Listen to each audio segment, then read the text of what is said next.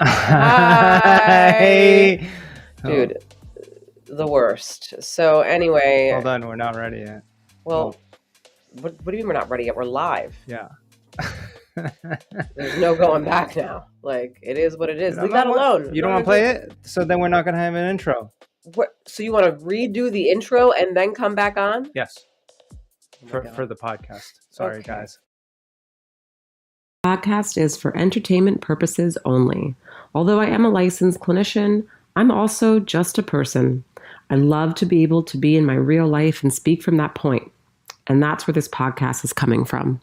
So enjoy.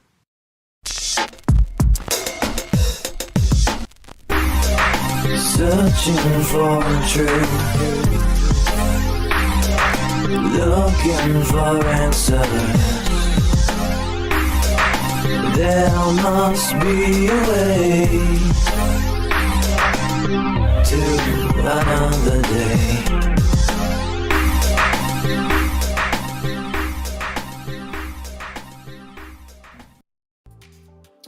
Hello, Hi. everyone. Happy Sunday. Welcome to Keanvenient Truth, episode 73. Episode 73. Wow. We're getting to 100. It's been a while, but I mean, I'm excited now. Yeah. I'm on a roll. You are on a roll. I know I am. It's just a whole new version of me, you know? You underestimate me. You don't believe me when I tell you. When I'm on a mission, I'm on a mission. You realize you probably need somebody to underestimate you? And I don't underestimate you, but like I think I don't know, whatever. You feel that way, so then that motivates you. Yeah, I think it's the like competitive part of me or something. Yeah. It comes in handy. It always, you know where it comes out to a lot lately is like this whole dog thing, this whole dog training thing. It's like I literally took our old dog, Euro, from this fat piece of shit, losing hair, probably about to die. Oh my God. And I turned his life around and extended his life for at least another 5 years.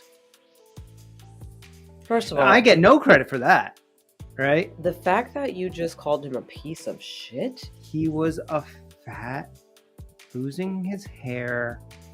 All right, not a piece of shit. That was really rough. You better apologize to him up there. He knows what happened. He knows he needed some work. He was not a piece of shit.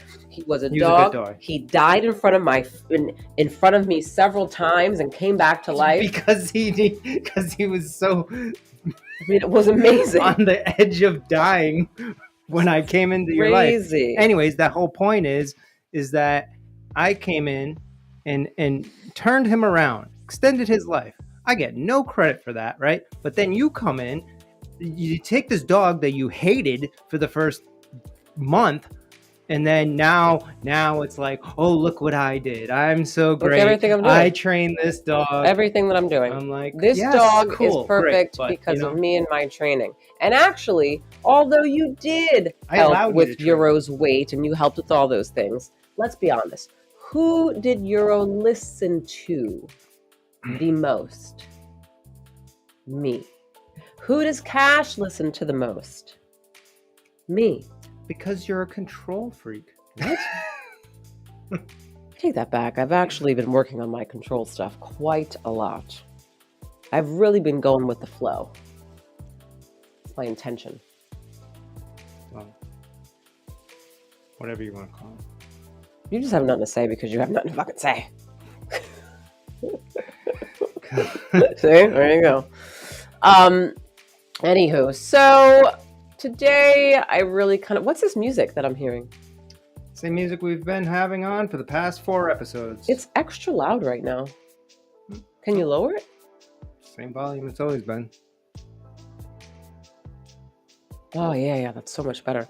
So anyway, what I really want to talk about a little bit today is, so about maybe like a few days ago, I pop open Instagram and I saw that Eminem had endorsed Kamala Harris. Now again, disclaimer, I don't give a shit. about who the fuck wins, okay? But I'm trying to make a point here. So I saw Eminem endorsed Kamala, right? And he was talking about how, I'm going to botch his words, but he said something like, he feels that Kamala could really bring us into a place where, where we're able to like just have like, freedom of speech and like speak openly about things and all this stuff. And I was like, openly about things, like freedom of speech? Wait a minute. I'm confused. He's the one that used to make songs about the FCC I listened to his music ever since Bitch I'ma Kill You came out. You know what I'm saying? Like, and I've heard all the things that he has said and rapped about. And so I'm so confused that that's what he's saying right now. Because I'm like, you've complained about being censored. You've complained about all this what do they call it? All this not woke stuff, but oh my God. Censorship? Yeah, just all the censorship and all of that. Oh, being canceled. You've complained about all those things. And so you're backing Kamala. Okay. The other thing that also I heard when I was watching was when Kamala was talking about how now she thinks that no one should go to jail for that. I'm still confused. For weed. For weed. Oh, yeah. I'm confused because, correct me if I'm wrong, and maybe I need to do a fact check. I don't know.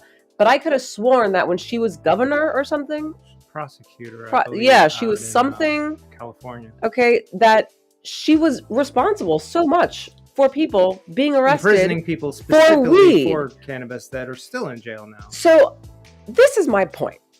My point is, I don't care again about Kamala or Trump. What I care about though is feeling like I'm being gaslit. So like, don't make me feel crazy.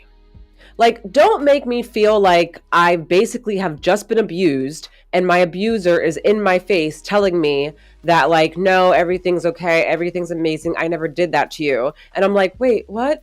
Maybe he's right. Like, don't make me feel insane because I'm pretty sure that happened. And now I hear you openly as though weed was never an issue. Now, I wouldn't mind if she came out and she was like, look, I've been responsible for, a lot of people going to jail for marijuana. I now see that maybe that wasn't the right move, Right. I take responsibility for that. Now I'm moving forward. I'd be like, okay, I totally respect that now, right? But to go and act like that's always been your fucking thought from jump, I'm like, wait, what? Like, I'm so confused. And then for even Eminem to go on there and be like, oh, Kamala. And I'm like, bitch, can we rewind and go back to all the things that you've said about censorship and everything and about all this shit and about the gay community and everything? Let's go back and rewind all those fucking songs and all those tapes. And now you're on the stage endorsing Kamala. I'm just so confused about everything. And I feel crazy. I wouldn't feel crazy if people just weren't hypocrites and just said what they fucking like who they are, what they did, what they own it, take responsibility for it and move on. I'd be like, no big fucking deal. You know what I'm saying? Even with Trump. Like if Trump was to be like, yeah, I grabbed that girl's titty, I'd be like, man, that's fucked up. But like he took accountability, people just like do not take accountability. And I feel like if anyone is going to run the United States of America, then I feel like it needs to be people who could hold themselves accountable and like take responsibility and be like, yeah, you know what? I was wrong. I fucked up. You know what? Yeah, that wasn't the best move. Like, okay, cool. You're a person. Wonderful. Right. I mean, for a lot of people, especially in politics, that's like a scary thing to do because like, they can't be different. They have to stay consistent throughout their career or whatever. But in actuality, like humans, normal people actually appreciate what you're saying. If somebody does come out, yes, it's like a vulnerable moment and maybe your career is going to end, but at least you're like letting it off your shoulder. You're actually saying the truth of like what happened, right? And that's none of that is really happening from Kamala. Trump does the same shit. Let's not be crazy. Yeah, he's always he's the same either one of them. But I do want to go back for a second to Bill Clinton. Okay. Okay. Now, again, I was very young at that time. I don't even know how old I was, but I know that I was at the age where I really didn't give a shit about politics, Oh, he even still more hasn't. so He than. still hasn't apologized, or No, like, but didn't he, no. when that happened, didn't he own the fact that he had an affair with her? No, he didn't. I didn't have relations. Oh, Sexual damn, Bill. I was relations. about to give you some credit, and then you just. No. I thought he did. I thought he was like, yeah, I did it. He never said that. Never. So till this day, Monica Lewinsky is still looking like she's crazy? She got paid, and everybody was cool with it.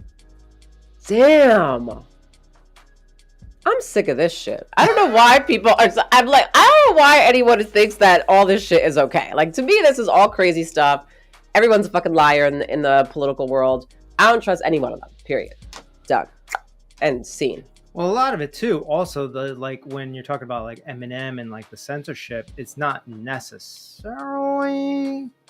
the president of the United States, but or it could be appointees. I don't know. But you're talking Right. about like what is known is the FBI and the CIA were involved and still are in backdoor shenanigans with all these different platforms, Facebook and it used to be Twitter, not anymore, and also all the networks as well. That's been going on forever, and it's proven. They've already proven it.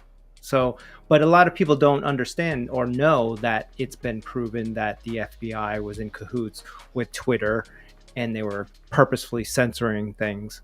So maybe Eminem doesn't associate that with Kamala. Okay. Or Joe Biden. Because in his mind, he's like, it's above. Maybe he doesn't even know that they determined through, they call it the Twitter files that Elon Musk released when he took over Twitter, all the communications between the FBI and Twitter, and how FBI was telling You know what's them funny though? Do you realize that when you actually do say that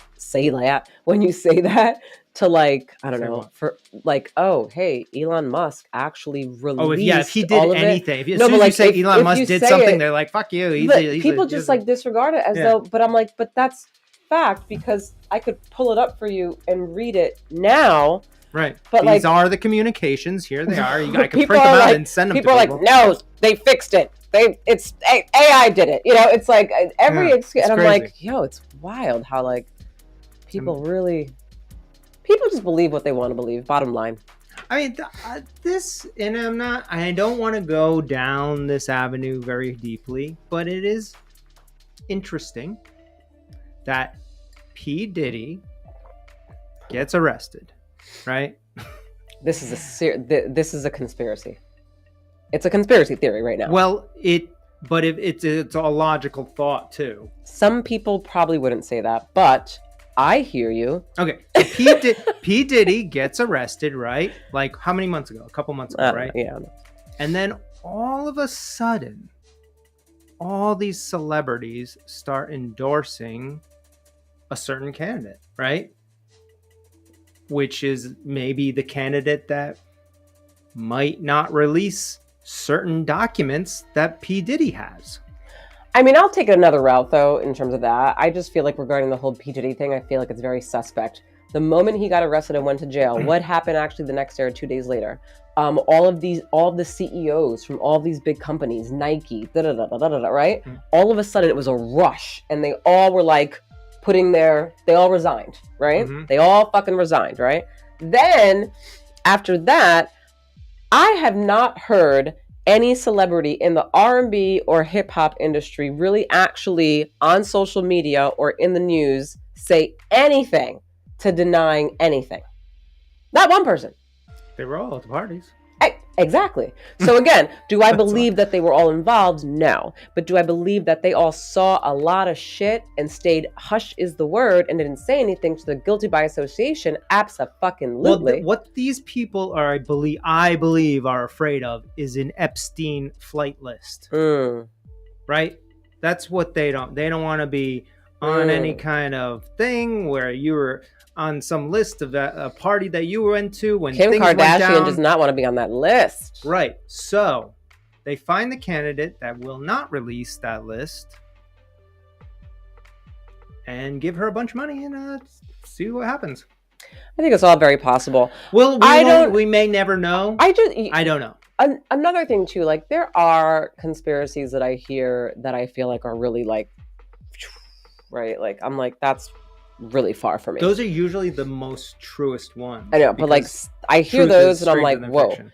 But then there's some conspiracies I hear that I'm like, why would people not think that this was a possibility? Right, and we're talking about millions of dollars and billions in some cases, yeah, right? I mean, like this is like basically people can pay whoever to do whatever. You're at like that level. You're at that level, like the craziest level. Like you could think of how much. I mean, what would somebody do for like $100 million?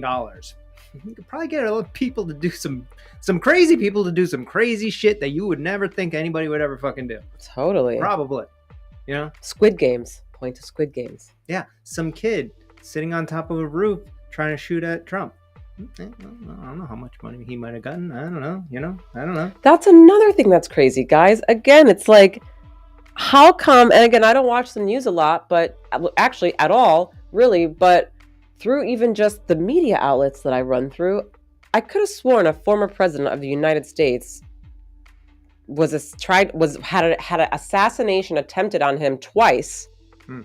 We talked about this before. But no, I still don't hear anyone. No one's talked. No one. It's over. Nobody cares anymore. It's wild to me. It's and just then they still call the guy like Hitler because who Hitler? Call who Hitler? Trump. This is what's going around now. Well, my dad recently was like, that Hitler admirer. That's what he called him. Hitler admirer. Crazy. And you know where this came from? I don't know. I mean, I don't think a lot of people do understand where this came from, but it's from I think one of the generals that Trump ended up firing because obviously he wasn't doing the right things or whatever. And so when you fire somebody, usually they maybe are bitter about it or upset, so they make up stories. So I don't know. Maybe I don't know. I'm not saying he did, but that's a logical thought. No one knows how it was said besides that general and Trump, and then whoever else was around. Right. So that's how you can't even go by it. Yeah, right, they're going by it like it was fact. Right. And I think that's what annoys me about politics and the news and everything is that, like, don't say something to me and then put it all over every media outlet as though that's actually what went down, when all you know is that it came from one fucking person's mouth.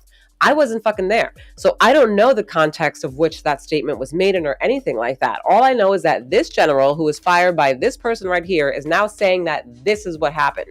But to me, that's not fact. No. I don't know fact. I was not there. None of us were there. But yet what happens now is that it goes all over the news as though this is now fact. And I'm like, hold up. To me, that's reasonable doubt. I feel like, right? Like a trial can't happen with just reasonable doubt, correct? Yeah. I thought that you have to have like some firm, solid evidence. It can't just be, like, oh, this person told me this. Videotape or recording, something. I thought it had to be something.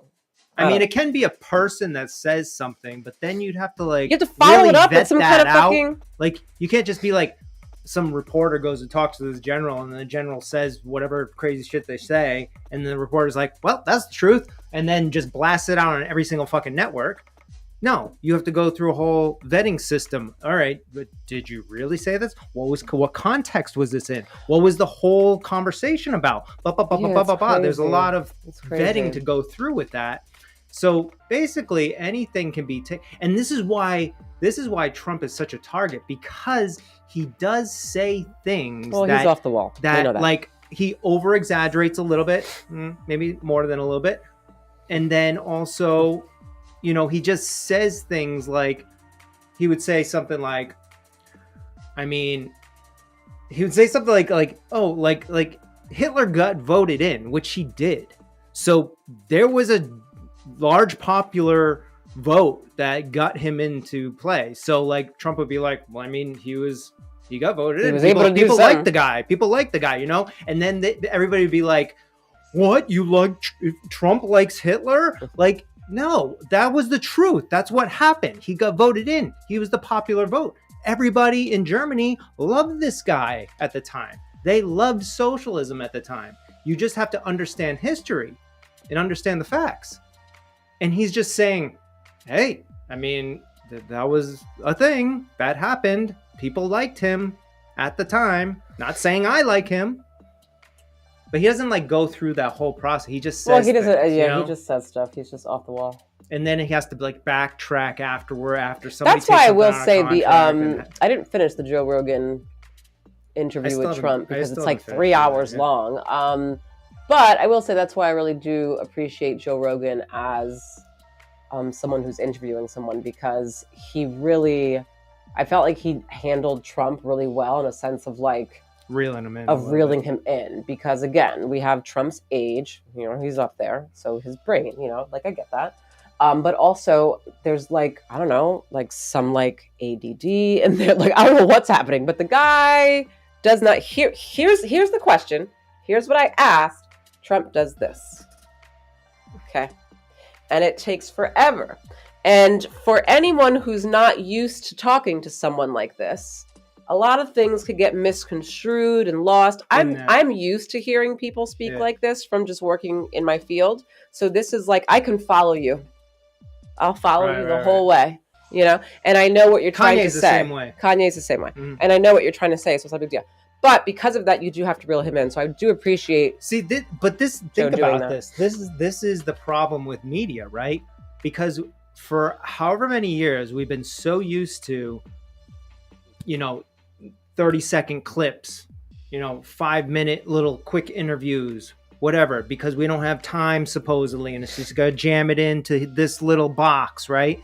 And we are so used to that, when in reality that is not a normal conversation. A normal conversation about very complicated things is hours long sometimes. It's a whole dinner of hanging out and communicating and talking about whatever, maybe a couple drinks afterwards, continuing the conversation. Like, that's real shit. Well, and that's how Trump kind of just talks on stage. But I could say the same thing that they do for Kamala, though, too, because I feel like we could say the same thing for her, too, right? Well, yeah, so, like, she all we see as well, all we see with her as well, sometimes just little clips, So I don't really know, like, if, like, that's why what was she saying before? What did she say before she got on stage? What did she say? No That's idea. why I think it would be very beneficial to her, if she has a lot to say, to go on Joe Rogan and explain herself in the way that she deserves to be heard. Was that mild shade that you just gave her? No, if she has a lot to say. I feel like that was low-key shade. Well, if she does, that would be the place. If she doesn't, then why would you ever go on there? Yeah, Joe definitely isn't going to let you not answer the question. She still might go on there, I think. That's what he said in the Trump interview. Joe said that in the Trump interview? And then he said it after at the Fight Companion, too. I'm going to tell you something right now. If Kamala Harris goes on Joe Rogan at that moment, I will absolutely have respect for her. Because I'd be like, okay, Kamala. Like, okay, let's see what you got. Kamala, let's see what you got. Let me hear what you have to say, and I will definitely tune in. Are you kidding me? I'll listen to that, for sure. Absolutely, I would. So, maybe she'll go. Because I do actually think, to be honest, I would be very interested to hear that, because I would be so interested to hear Joe do the same thing he did with Trump, which is, no. The question was this. Yeah. Answer the question. Let's get back to the question. I know you just told me about your whole family history and how, like, I don't care about that. What's the answer to middle the class? Right. Okay. Come back to the question. And Joe was doing that with Trump, and I love that. And I would love for Kamala to go on there so that he could do the same thing with her, because she doesn't go like that, but she just doesn't answer things sometimes. So then I'm like, what? Wait, what? What did you even mean to say? So I would love for that to happen, so Joe can be like, okay. But that might be the reason why she never goes on there. We don't know if she's not going to go on there. No, you're just drinking my water. Mm-hmm. We don't know if she's not going to go on there. No, we don't know. I mean, there's like fucking 8 days left or something like that. So crazy. I don't know. I mean, she's got some time, I guess. But if she did, that would be big. I do think so. I think that would be big. Yeah, but it would either be the biggest thing for her, once again, or if she has something or the worst significant to say and like in a long form content, or the worst thing. Yeah, because or it could be the worst. she may not actually have anything to say. But I feel like with Trump, that could have went the same way. It could have. That's why And I still haven't finished it, so. Trump's got balls for going on there too. But everybody just assumes that Trump's got balls to do what, or not even. Everybody just assumes, oh, Trump's going to go on this show, that show, whatever. But it is a big deal for him to sit there for 3 fucking hours. 3 hours. And Talk have like to, a normal conversation about understanding shit. and answering all these questions. You Which know, again, took him like could be any 10,000 kind years of to question. answer. It could be anything. Yeah. Honestly, with the Joe Rogan one, I feel like he didn't get into enough. Actually, But did you finish the whole thing? I got about 20 minutes left, but Oh, you're almost done. Okay. yeah, I mean, because I see what Joe's trying to do. You know, he just wants to have a normal conversation, so Well, he that's allows what Joe does, people to yeah. talk. But when Trump talks, he does that thing. He does the thing. Keeps going. And then he takes up all this time with some stuff, which is like, once you get through the whole thing and come back, you're like, okay, some of that context was important, right? But Barron, some of it wasn't. Barron being 6'9" and going to this very good college. Yeah, very good. It's one of the best colleges in the whole world. Yeah. You do that like freaking 15 times in an interview, you just burnt like a half hour, in 3 hours. That's really just how he speaks. That's just how he When talks. I heard the Joe Rogan interview, I was like, oh man, that's really just who he is. Like, he doesn't even he's not trying to be anyone different. He actually just speaks like that. Like, truly. It's just truly how he talks to everything. We could be talking about coffee. And the guy will be like, it's the best coffee I ever had. This coffee right here from a very good friend of mine. Actually, when I was there, the guy actually told me that he actually took the coffee beans, blah, blah, blah. Picks them out of the tree by hand. It's the best coffee beans in the world. Then he goes through the whole fucking thing. And then it's interesting what he's saying. And you're like, but it's got nothing, okay. But it's got like nothing. And then you're like, wait, hold on. I thought we were over here. Hold on. We have to get back. Yeah. But he talks about that. He knows that he does it. He's just like, that's just how I talk. He calls it the weave. Oh, he does call it the weave on the Joe Rogan podcast. If you guys listened to it and saw it, he did. So he does know he does that. That's right. He does know he does that. I think the best interview. I mean, the Joe Rogan one's good because it's like a long form. You get to know him. But like the really best one was that Andrew Schultz one. Like, I gotta listen to that one. It's just like Andrew Schultz is great. That's really Trump right there. It's like almost like raw almost. Yeah, it's raw. It's like having dinner with Trump, probably. Interesting. But yeah, I mean, I'd like to see Kamala on there. Let's do it. I don't know what she's waiting for. I would like to see that. Apparently, she took some days off. I mean, that's what Trump said. But get out of here. Get out of here. Trump is always trying to. But Trump is at Madison Square Garden tonight. Yeah, right now, big. actually, I don't know. But yeah, that's pretty. And there was like pictures of whole streets as far as you can see, people outside. But even in New York? Yeah. So I mean, everyone's so like my dad's from New York, right? And he's he made a statement like he was very convinced that New York is a blue state and it's going to be blue again, so he's not worried about it. But I'm like, where are these people coming from? Are they coming from not from New York to come see him too? Maybe New Jersey? I don't know. Maybe. I don't know any of that information, but there was a lot of people. There is a lot of people there. I mean, he's packing Madison Square Garden, and then there's probably almost the same amount of people outside. At least from what I saw. I feel like some shit's gonna go down at Madison Square Garden in New York. Forget about it. I don't even know. They're wild out there. I don't know what's gonna happen. We got about a little over a week left. It's gonna be interesting. Next week. So this week, next week. Yeah, I think it's like next. It's next Tuesday. Next Tuesday, voting. Next Tuesday is the day to vote. Yeah. I just found out that I was registered in Rhode Island. I was so cool. I didn't even know. I just went on and was like, damn. How did you already get registered? I must have done it when we first moved here and I had to go to the DMV. Mm. And when you're at the DMV, I could have sworn she was like, do you want to be a registered voter? And I think I was like, yeah, sure. But I forgot until just recently. And then I felt really, I don't know, I felt cool. I was like, oh yeah, I can vote. All right, so you got 4 minutes if you wanted to talk about the Mendez brothers. I actually really do want to talk about this. Joe thinks that this is actually really ridiculous, but I don't honestly, think it's ridiculous. I'm just like, okay, I mean, this is something that's been going on for fucking 20 years. It has, but I don't think people really, like, this is actually really wild. Lyle and Eric Menendez, are in prison because they killed and shot, they shot both their parents, right? Jose and Kitty Menendez back in 1983. But what's wild to me about this case, as I'm like reading it, like very carefully, step by step. So I didn't know, or maybe I did, but just like forgot about it because I saw the movie, but you never know what's real, what's not. That the boys, had said that they didn't do it, right? They were like, someone killed our parents, blah, blah, blah, blah, right? But then they're running around buying shit, buying cars, buying businesses, the whole nine. Not a good look, obviously, after your parents get murdered. And then I think months or so later, this woman who was married to I don't know if it was both of their psychologists or just one of their psychologists, but who was married to the psychologist for one of them, heard the audio tape footage of them saying that they killed their father. And then she took that and went to the police. Now,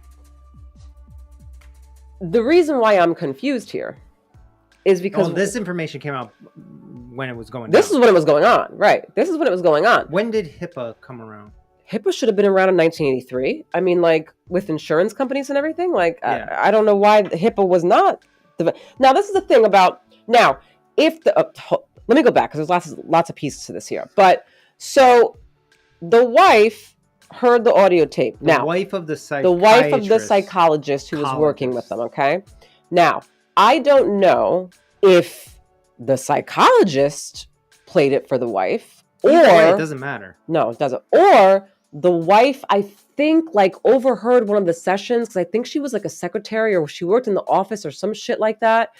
And so I don't know if she overheard and then went into her husband, the psychologist's office, and then listened to the tapes behind his back. I don't really know how it went down, but at the end of the day, no matter how she wasn't. No matter what the situation was, she wasn't supposed to have that information legally. She wasn't supposed to have that information. It's illegal for her to. The fact that she brought it to the cops and they were like, oh, okay, bam, we're going to go charge them with this. I'm like, but wait a minute.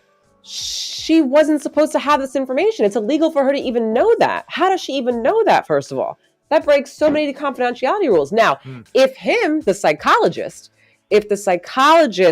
went and told the cops, now, this is where it gets, my field is so like interesting and so like, there's so much gray area that it's like, there's legality and then there's ethics. Yeah. Like what if he never did tell them? There's legality and ethics. And so if I had a patient come into my office and tell me that in the past they killed someone, man, there's so many conversations around this all the time. There really is. But some therapists will tell you that they would go tell the police. Some.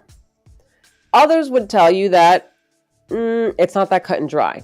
Because I'm talking to you today in 2024, and you're telling me that you killed someone, let's say, a year ago. First of all, one, I don't know if this is true. I have no facts, nothing that this is true besides this person's word. I have no idea. It's not like you just take that and blast it all over every news channel. We don't take it and run with it. No. Okay. Someone tells me they're going to kill themselves. I'm like, okay, let's talk about this first. I'm not like, bam, let's go Baker Act you, right? Yeah, like, but if you're a CNN, you'd be like, Trump says he killed somebody a year ago. Yeah. No, we don't react. We like respond. So this is why I will never be on a juror. So anyway, we take the information, right? And then we can go or the ethical way, which is ethically, this is my patient. My commitment is to my patient. My patient has confidentiality, and they told me that they killed someone a year ago. Again, I have no information. I have no fact. I have no nothing.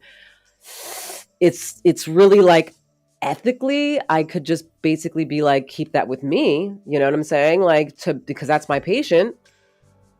or I can tell the cops. There really is like, but nothing in the law, at least in Florida. I don't know about Rhode Island because I'm not from here, but when I was trained, nothing in the law says, hey, if a patient tells you that they did kill someone, you have to tell the cops. We've had many classes, let's say when I was getting my master's degree, with conversations on this topic so many fucking times, and so it's very interesting. So that's why I'm like, hold up, 1983, this whole thing goes on, and then you get the information that they killed their parents from their psychologist's wife. The fact that, wild to me. Well, that's how everything got ignited. That's how the whole thing went down. Started off. Because they said, now obviously in retro, it was a year later. No, it wasn't a year later. It was like months afterwards. Oh. But so their behaviors weren't looking good anyway. So again, they're young. They're 21. They're 18, right? They do this thing, and then they're out and about living their lives, spending all their parents' money. So clearly that looks suspect. The cops were probably going to fucking, pick up on that anyway, which I'm sure they did. And all of that was going to go down at some point anyway. But still, that their psychologist's wife told the cops. To me doesn't make any sense. It was probably like a moral conundrum for the psychologist, right? And then he probably ended up having a conversation with his wife, and his wife was probably like, no, you have to 6 months after the crime. 6 months after the crime. Pretty significant. 6 months after the crime, in March 1990, police got a tip from an unlikely source. Judeline Smith, the girlfriend, not even wife. Not even the wife. The girlfriend of a psychologist who Lyle and Eric Menendez have been talking to. So they both were talking to him. She told police that the brothers had confessed to the killings in therapy, and there was an audio tape recording of it. I'm confused. And there's nothing in this article is like, that's illegal. I'm confused. I'm confused. So then this continues. I'm even more confused. They don't talk about that? None of it? They stop it on here, at least on this one. Like, I don't know who else goes into it. I'm sure I need to now dig to see if like other therapists and like actually like dove deep into this and be like, what the hell? Anyway, then they both had trial together, but they had different jurors, which I also think is interesting. Different juries? Completely? Yeah. Like a group of different Yeah, they people? had two different, Yeah, that's weird. Then, okay, they get charged in 1990 for the murder of their parents, right? Then there was a mistrial because I guess the jury couldn't really decide whether it was going to be manslaughter or murder because the sexual abuse came out, right? So Lyle had said that he was sexually abused. It stopped at age 8. And then Eric, days before or something like that, before they murdered their parents, Eric told Lyle at 18 at the time that he was being sexually abused by the father even at that time. So his never stopped. Well, at what time? 18, at the age 18. So when all this went down, 1983, he was still being sexually abused. Yeah. Okay? As a fucking adult. Okay? So... Oh, wait, let me go back for a second and rewind because now this is bringing up even more stuff. Hold up. I'm a therapist. You're in my office. Now, again, I don't know if they told the therapist, the psychologist, that they were being sexually abused by their parents. But legally, this is now legality, not ethic. If a patient comes to me, fuck, they were 18 and 21. Fuck. They're not minors. They're not minors. God damn it. Okay. Oh man, that one would get me as a therapist though. That's a tough one. Oh, and you wouldn't be able to do anything. Oh God, that sucks. All right. Anyways, yeah. So says, hey, look, I have been sexually abused this whole entire time. So then Lyle confronts his parents and puts it all on blast and is like, you've been doing this, the whole, whatever they argue about, okay? So then apparently the boys, I guess like days in the house or whatever weeks, like it was like really like there was lots of tension out, obviously after that, because now like everybody in the house knows and is openly before they got murdered. So now and mom was involved too. So mom, dad, Lyle, and Eric now openly have had these arguments about how you are still sexually abusing my brother and you abused me until age 8. Fuck you, right? So then I guess because of all the weirdness that I'm sure was going on in the house during that time, Lyle and Eric felt or believed that their parents were trying to actually kill them because the dad was a huge, music producer or mogul, whatever, at RCA Records. Yes. And they didn't want that information to get out to the public. So that's what they believed. Then they were like, fuck it, we're going to kill them instead. And they killed them, right? So then the whole thing with the jury or with the court was that, hey, look, they did kill their parents, right? Now it's out there, but they were being severely and horrifically sexually abused all the way up until this whole fucking trial started, right? So cut to, they then then they have a mistrial. That's what I said. So they had a mistrial because nobody could, the jury couldn't decide whether it was manslaughter or first-degree murder or whatever. It was all confusing. So they had a mistrial. Prior to this mistrial, though, one of their cousins came out and actually testified on the stand saying that he never had, he doesn't have evidence that they were sexually abused, but he always found it weird because whenever Lyle and Eric were going to take a shower, the father had them take a shower with them. And Kitty, the mom, would wait outside. And whenever the cousin, the one who testified, would go and try and go see what was going on, Kitty would be like, no, you can't go there.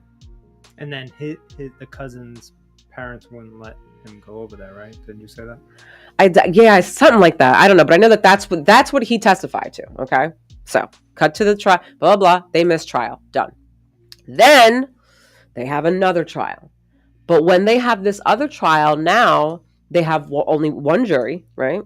Okay, and they're both being tried together, I believe, at this time. So one jury, and they leave out all of the sexual abuse, basically. So now the prosecutors, right, are now coming at it from they were lying, they wanted their parents' money. Like basically talking about this whole movie that everybody's already seen and we already know all the answers. But I just no wait, but hold on. They want their parents' money, blah blah blah blah, the whole entire nine, right? But again, the second trial though, when they got fucking convicted and charged with life in prison for first-degree murder, basically had none of the sexual abuse, none of the fucking family's testimonials, nothing, okay, about anything. Now, this is what I want to talk about. About time. This is what I want to get into. Jeez. You're going to miss yoga. Because the whole thing is this. Oh, shit. The whole thing is this, is that do I believe that if you kill someone, you clearly need to go to jail? You need consequences. You killed someone. Yes, I believe that. Absolutely. So to me, it's not that the sexual abuse was there to get them off. The sexual abuse in my mind is just there to indicate whether this is first-degree murder or manslaughter, right? Right, exactly. But in the second trial, the prosecutors were saying that because it was clearly a planned murder, which it was, they were then saying that it's first-degree murder. And I'm like, but first of all, they were sexually abused. Yes, they planned this fucking murder. They planned the murder to kill their parents because they were being sexually abused and they thought that their parents were going to kill them. So of course it was planned, But again, that wasn't considered. The sexual abuse stuff was out of the whole entire trial, and then they get tried for that. Now, here we are today in 2024. What's his name? Ryan Murphy, right? Comes out with this Menendez show that I haven't seen. And now everyone's talking about it again, right? Kim Kardashian, who I don't know if she's a lawyer now or not, but whatever. What's up with that last name, Mendez?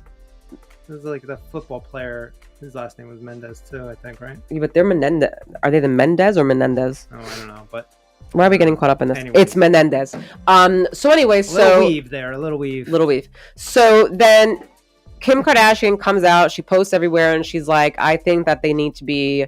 That they need to come out of jail, blah, blah, the whole nine. Kim Kardashian said that. This is very important now. Right.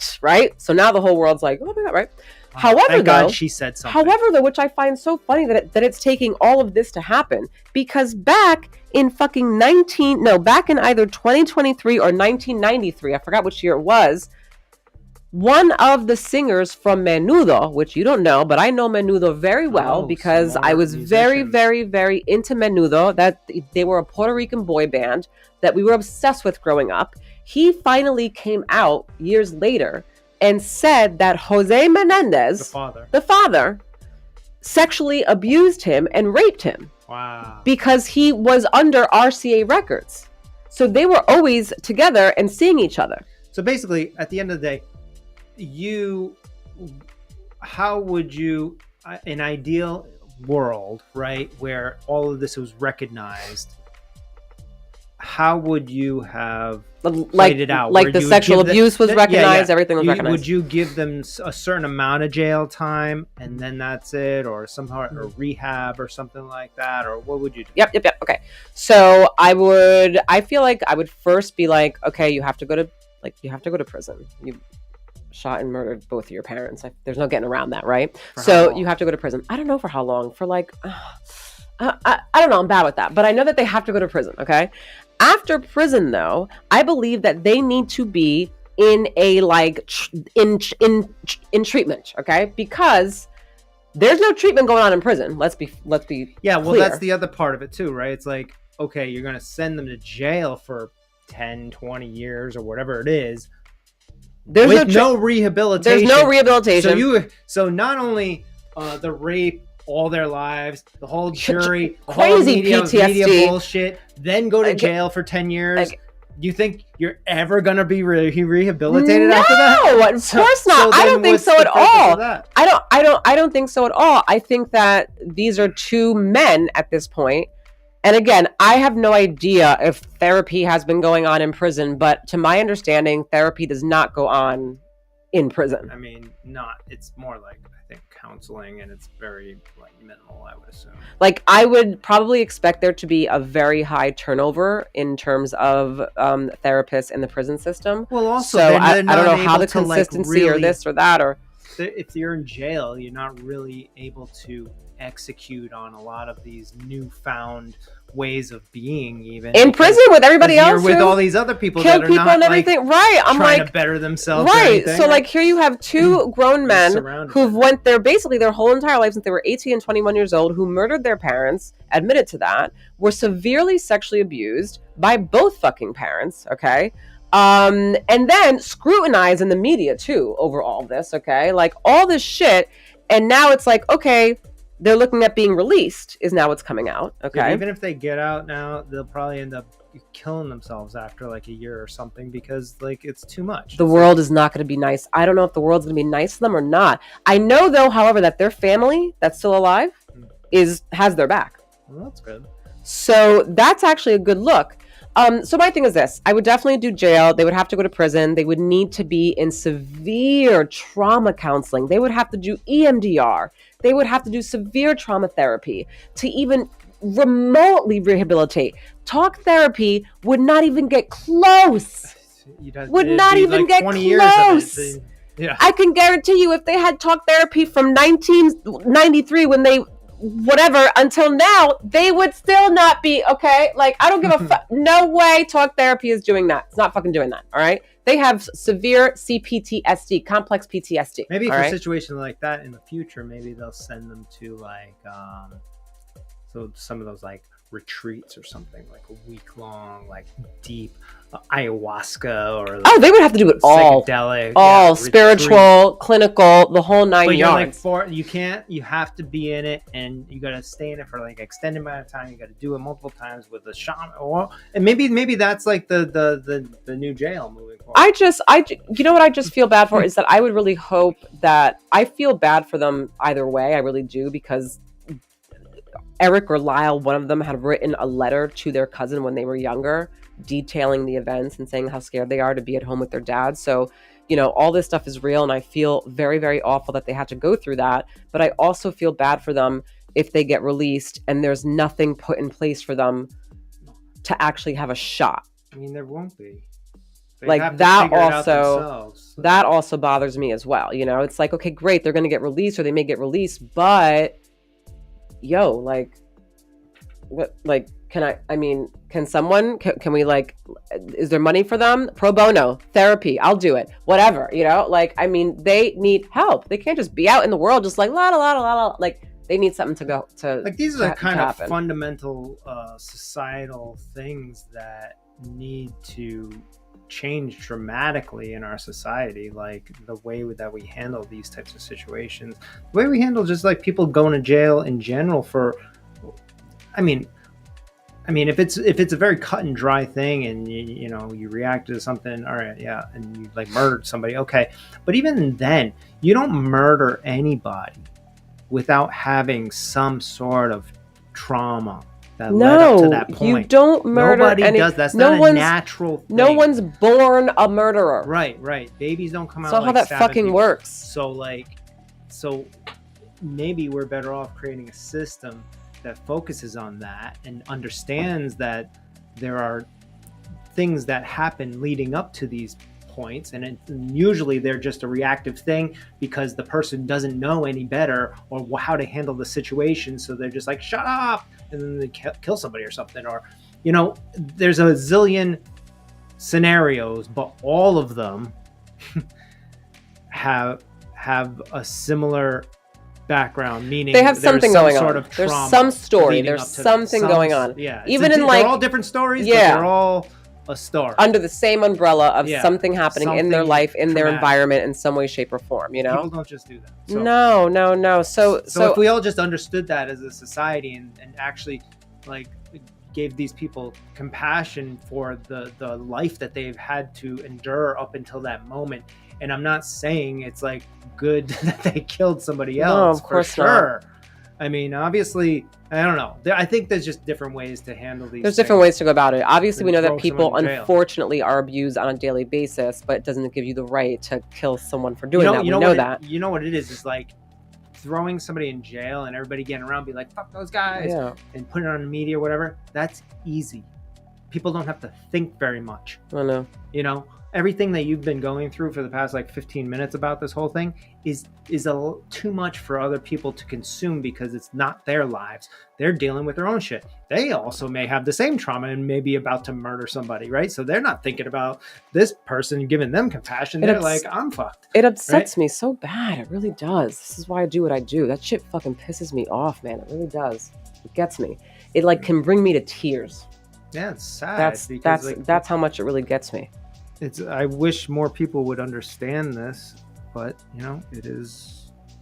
Maybe we'll get there. I think we're moving in that direction. But you know, as long as we keep watching all these movies that just like are reactive murder movies where you're just killing people frivolously and video games and shit like that, then that's our culture.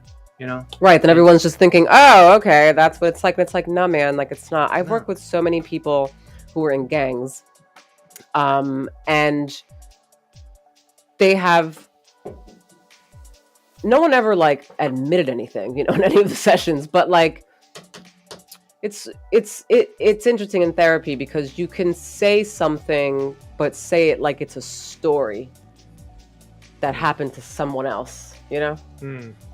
And that's kind of how I think you kind of like weave around it, you know?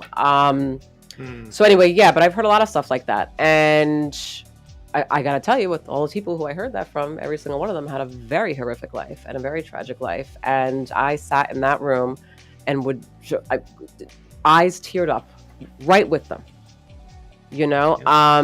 So it's, I don't know. I think it takes obviously a certain person to do what I do, but this is why I like what I do. Yeah, well, hopefully things shift. I mean, it'd be nice to see that shift in our lifetime. I kind of actually feel that it's already, like I said, kind of moving in that direction slowly. Like with all the psychedelic stuff that's happening right now, of what we're doing, the ketamine therapy, you know. I have to get to yoga. Yeah, you're not gonna. I mean, what time is it? I mean, I'm gonna be late, but I paid for it, so. All right, we gotta go. Yeah. So sorry, I hate to end like this, but I could stay here forever and talk about this shit because it really grinds my gears, really. And we kind of finally got into it, you know. I mean, you didn't have to tell the whole Mendez story. I mean, I think everybody knows, but then... I don't think everybody does know, just like everybody did not know, Joe, that the stars were suns, okay? Well... Okay? Yeah, everybody. Okay. We can't assume. All right. All right, everyone. Have a great week coming up. We'll see you next week. yeah, we're going to be next Sunday, a couple days before the election. So, we'll maybe have something to say. Maybe something will happen this week, and we'll have lots to talk about then. Maybe Kamala will be on Rogan. I don't know. Maybe Kamala will be on Rogan. Let's hope so. If Max Holloway hears this, I love you. Oh my gosh. I'm sorry that you got KO'd. I told Aaliyah that we couldn't talk about UFC. There was a huge fight. You're going to come back blessed. You're going to come back and you're